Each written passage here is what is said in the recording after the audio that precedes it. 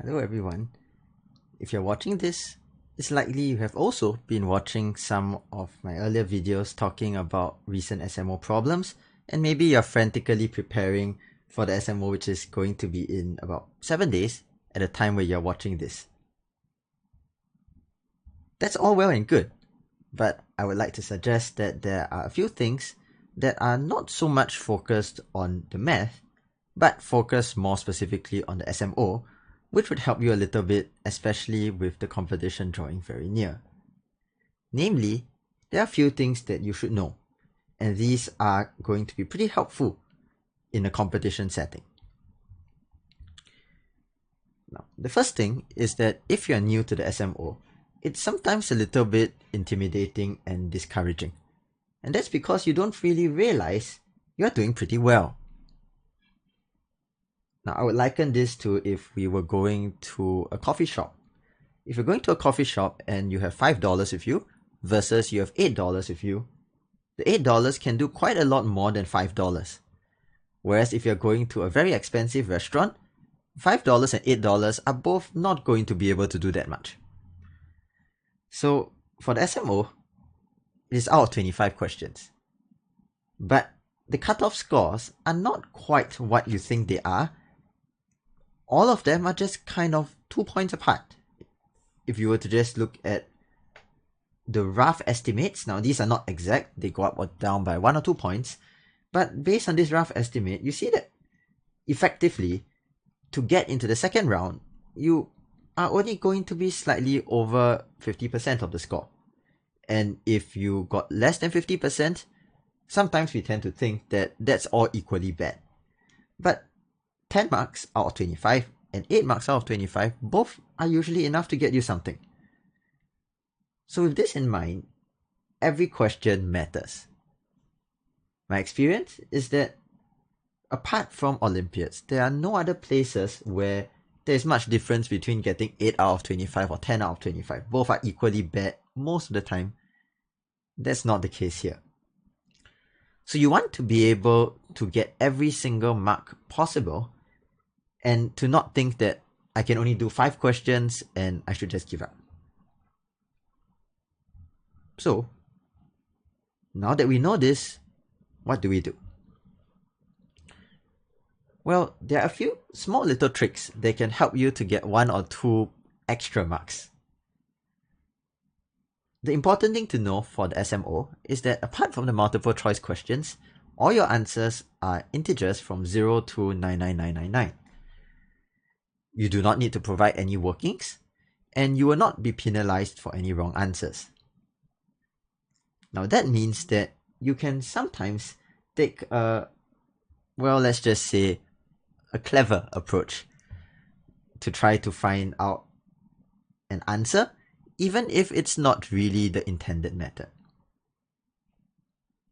For example, this is a problem from last year's SMO Junior, and at the SMO Junior level, it is maybe a bit less obvious than a lot of the other problems. It's at question 21 out of 25. But if we know that the answer is going to be a whole number, this part is going to be quite small. How small? Well, we can estimate x pretty roughly. We know that the cube root of 2, it's more than 1, but it's not that much more than 1. Right? So it's going to be, let's say, somewhere about 1.3. This is very rough.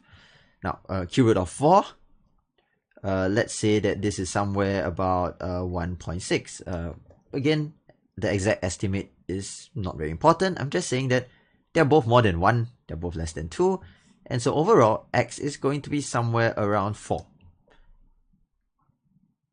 Now, if x is around 4, then this entire tail portion, it's somewhere around 3/4, 3 over 16, 1 over 64, which is really close to 1, right? And it is quite clearly going to take quite a bit more before you can get to 2. And obviously, this is not going to be 0. So since you know the answer is an integer, we can already say that it should be 2023, which is 2022 plus 1. Now, the intended method, for reference, is a lot less straightforward. You're supposed to realize that with the coefficients at the top, or rather the numerators at the top, you can actually write this as 1, 3 over x squared, and 1 over x cubed, which is 2021 plus 1 over x cubed. And then you would need to further use some algebra to realize that x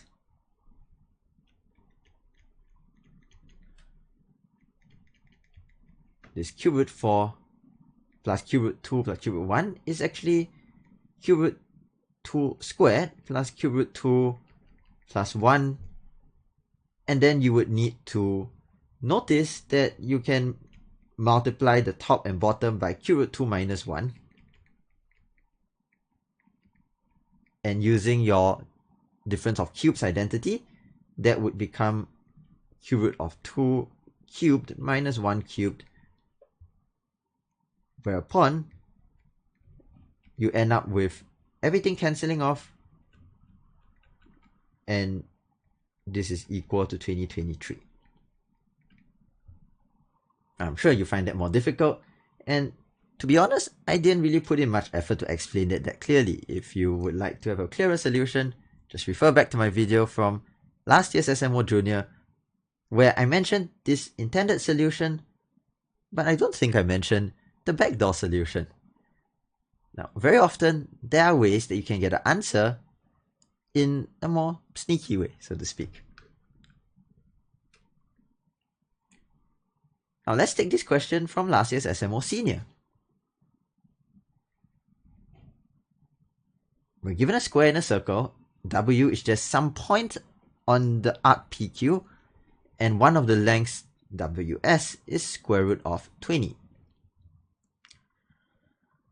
And we are asked to find WP plus WR squared. Now here, what you can exploit is the fact that you don't need to show your working, and so you can assume a special case. You can assume that P and W are the same point.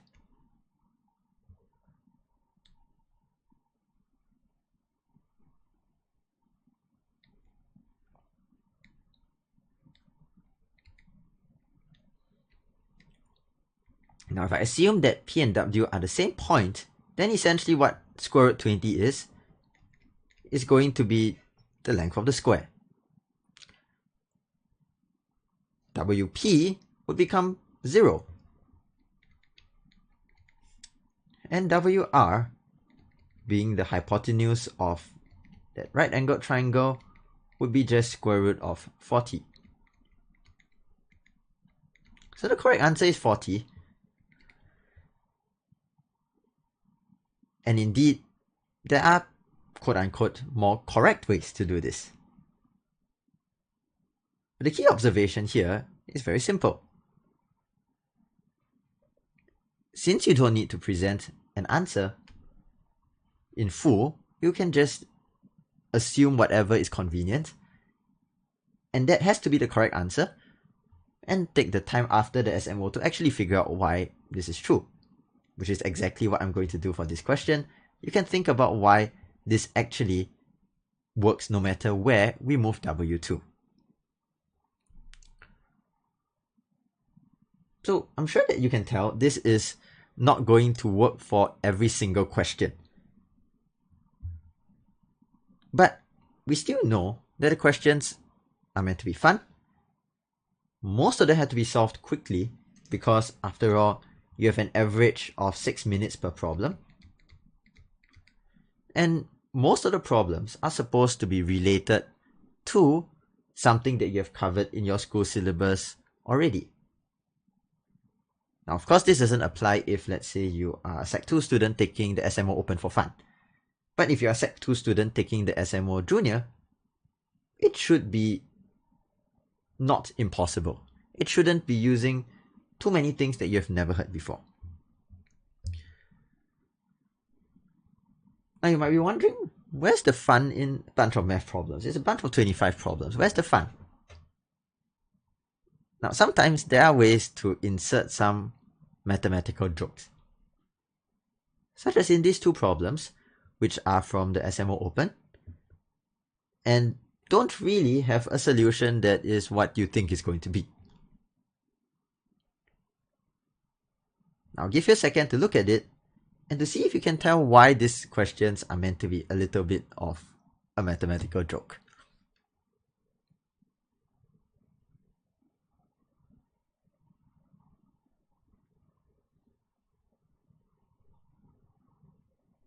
If you found it yet, well, if you haven't, feel free to pause the video for a second, but I'm going to go on and tell you what's the punchline.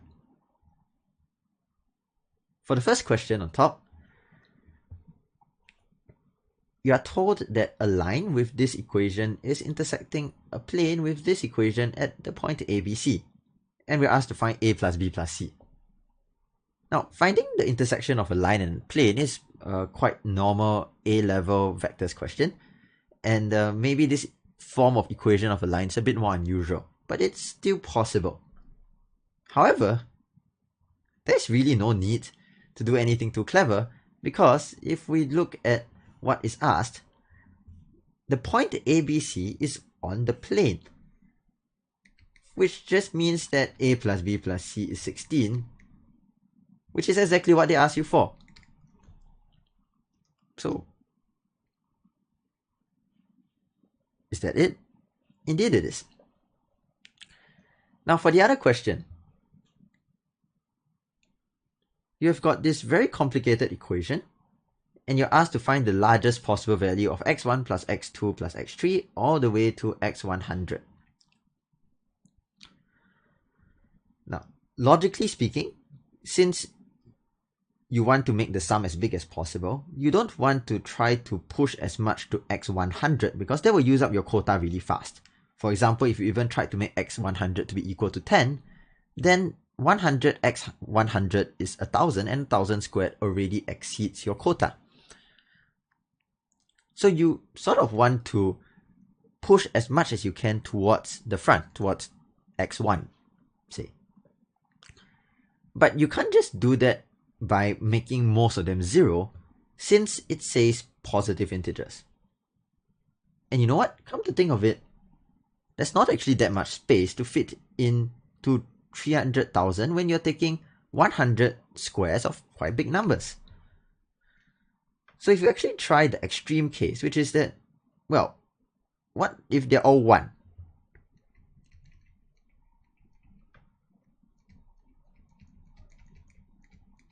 Now, if they're all 1, then the sum of squares from 1 to 100 follows a formula n times n plus 1 times 2n plus 1 over 6. And much to your surprise, you're going to find that this is literally the number they gave you. So, which means that for no other reason apart from, well, that is the smallest you can get, all of these have to be 1, 1, 1, 1, 1 throughout, and your answer has to be 100 because there is no other option. So there's a little bit of humor in here. But humor aside, there are also questions which are proper problems, but just don't really end up being as complicated as they look. So a good strategy is to assume the question is easy and ask yourself, what would be the only way that this question could actually be easy? Because the alternative is pretty useless. Well, if the question is too hard anyway, then what are we supposed to do about it? So we should assume that the question is easy. And in a problem like this, there is a polynomial portion, x to the power of 20 and x to the power of 10, and then there is an exponential portion, 3 to the power of 2x. And these will hardly ever be able to simplify unless something very suspicious is going on. Now, indeed, if you were to just shift that exponential term to the right hand side, you notice that on the left, the powers are x to the 20 and x to the 10. So maybe I can factorize this. And a little bit more thought tells you that it's not actually that complicated a factorization. This is just a perfect square. And you know what? This is also a perfect square. And since everything is going to be positive,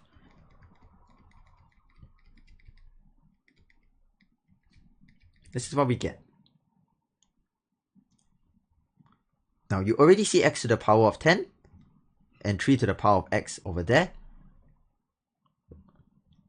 The x to the 10 needs a factor of 12, so I'm just going to multiply this by 12.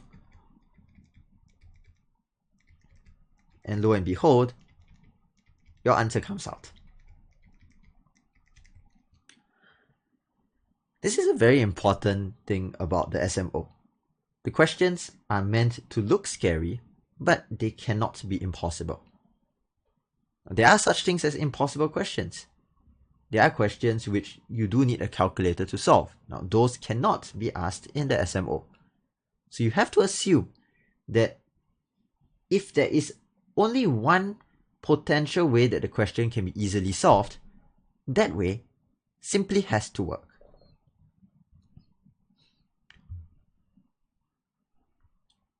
Now, one other thing is that you have to know roughly what is within your syllabus and try to think about what could possibly be the method. Now, this is a problem from last year's SMO Junior. Not the SMO Open, not the SMO Senior, the SMO Junior. So we know that at the SMO Junior level, we don't have that many formulas for area apart from half times base times height. So how am I supposed to find the area of a triangle with these ugly side lengths? And why do they look like that anyway? Well, why do they look like that anyway is precisely the whole point. You need to think about why would they be giving me something like that? The answer to that question is going to likely be the thing that resolves the whole problem. And in this case, the answer is that it looks like Pythagoras. It looks like Pythagoras, and well, if it was Pythagoras, then these would be very obviously these three triangles. Here,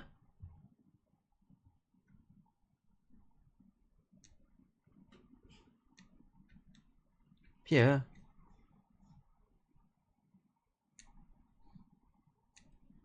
and here. Right, these are the three triangles. Now, if I've got these three triangles, that's not the area of the triangle I want. The area of the triangle that I want needs to be formed by sort of gluing these together. So I need to glue them together in order to form a single triangle. And if you just do a little bit of jigsaw puzzle in your head, you realize that there is a way that you can glue these three together.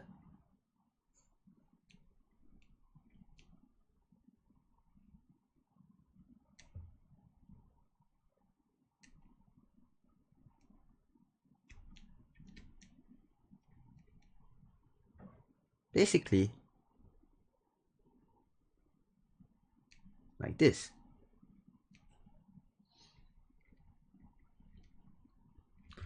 And that becomes the area of a triangle, which is pretty easy to find. You just take the rectangle and subtract off the areas of those three smaller triangles on the outside.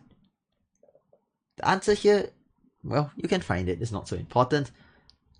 But once again, when you see something that looks very absurd, just think about all the things that you have learned and ask yourself, which one even looks like there's a 10% chance of being useful?